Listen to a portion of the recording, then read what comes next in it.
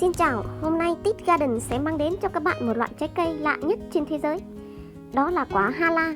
Trong những khu rừng nhiệt đới của Thái Bình Dương có một loại cây cho quả ăn được, kỳ lạ nhất trên thế giới. Chưa được mở nắp, chúng ta gần như có thể nói rằng nó giống như một bộ não. Nhưng khi nó mở ra, nó tạo ấn tượng như một hành tinh đang nổ tung. Nó được gọi là quả hala bằng tiếng Anh hoặc quả hala bằng tiếng Tây Ban Nha, và nó được tạo thành từ nhiều phalanges đông đúc. Bên trong có một hạt tròn màu vàng nhạt, nhưng ngoài công dụng làm đẹp, nó còn là thần dược.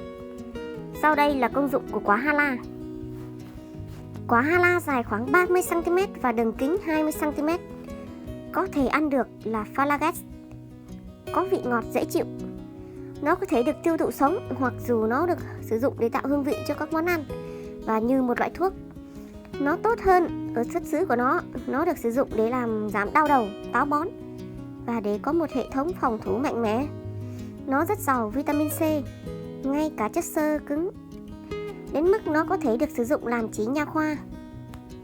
Nhà máy tạo ra nó là Padenus Territorius, một cây thường xanh cao tới 9 mét. Nó được gọi là cây hala và có nguồn gốc từ Queensland, Úc, Indonesia và một số đảo ở Thái Bình Dương, bao gồm cả Hawaii. Rất nhạy cảm với lạnh. Ở Tây Ban Nha, chúng tôi chỉ có thể trồng nó ở những điểm rất cụ thể, chẳng hạn như ở một số nơi quần đảo Canary, có lẽ trên Costa Tropical của Magara, và làm cây trong nhà ở những nơi còn lại.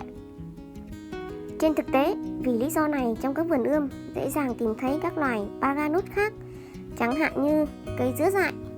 Mặc dù nó cũng là nhiệt đới, chống lại cái lạnh phần nào, quả của nó cũng có thể ăn được, mặc dù không có nhiều hương vị như quả hala. Trong một số nhà hàng ẩm thực phương Đông, họ đôi khi sử dụng lá của Paranus amarylifolius, thường biết đến với cái tên vani châu Á, vì giống như phong lan vanilla. Nó được sử dụng để tạo hương vị cho một số món ăn hoặc để bổ sung hương vị như sô-cô-la. Bạn ăn nó như thế nào?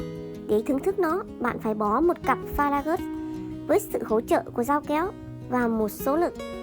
Sau đó, phần còn lại sẽ dễ dàng hơn. Một khi họ đã có, bạn chỉ cần nhai một cái xuống trung tâm. Điều này sẽ làm đứt các sợi và sau đó hút mật hoa của nó.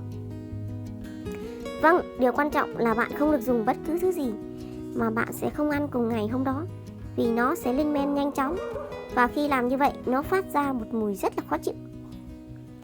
Cây hala rất nhạy cảm với lạnh. Nó chỉ có thể phát triển trong vườn quanh năm nếu nhiệt độ duy trì trên 18 độ C và độ ẩm cao.